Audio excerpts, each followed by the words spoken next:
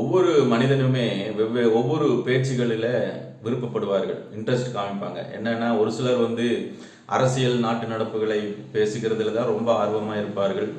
சிலர் டெக்னிக்கலாக சில விஷயங்களை டிஸ்கஸ் பண்ணுறதுல ஆர்வமாக இருப்பார்கள். சிலர் மற்றவர்களை குறித்து புரணி பேசுகிறது, காசிப், இந்த மாதிரி விஷயங்கள் ரொம்ப ஆர்வமாக மணிக்கணக்காக பேசுவாங்க. ஆனால் மற்ற காரியங்கள் அவங்களுக்கு ஆர்வம் இருக்காது. சிலர் காமெடியாக பேசுகிறோன்ட்டு சிலரை பரிகாசம் பண்ணி கேவலமாக பேசி சிரித்து கொண்டிருக்கிற ஜனங்களையும் நம்ம பார்க்கிறோம்.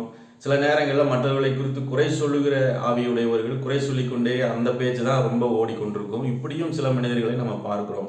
ஆனால் உலக மனிதர்கள் எப்படி வேணா இருந்தாலும் நம்முடைய ஆவிக்குரிய காரியத்தில் கர்த்தருடைய பிள்ளைகள் எப்படி இருக்க வேண்டும், அவனுடைய வாய் எப்படி எதை பேச வேண்டும் என்று வேதம் தெளிவாக சொல்கிறது. சங்கீதம் 35:28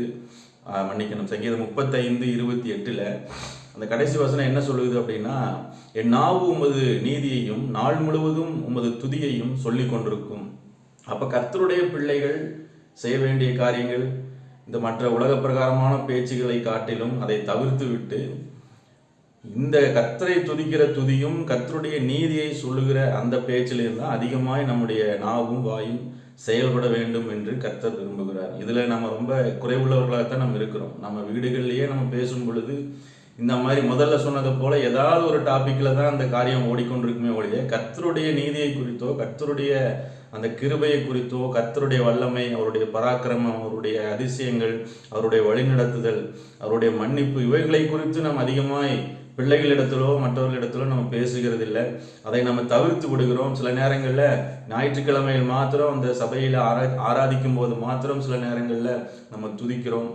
ஆனால் இந்த வசனம் தெளிவாக சொல்லுகிறது, நாள் முழுவதும் உமது துதியை என் வாய் சொல்லி கொண்டிருக்கும், உமது நீதியை என்னுடைய நாவு அறிவிக்கும். அப்படின்னா அப்போ கர்த்தருடைய பிள்ளைகள் இருக்க வேண்டிய பொறுப்பு, கர்த்தருடைய பிள்ளைகள் இருக்க வேண்டிய அந்த காரியத்தில் கர்த்தர் எவ்வளோ கவனமாக அதை சொல்லுகிறார் என்று நம்ம கவனித்து பார்க்கணும். அதனால இந்த இதில் குறைவுள்ளவர்களாக இருக்கிறோம்.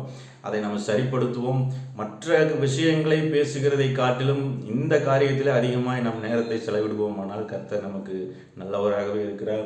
நாம் இந்த காரியத்தெல்லாம் முயற்சி செய்வோம். God bless you. மீண்டும் நாளைக்கு சந்திப்போம்.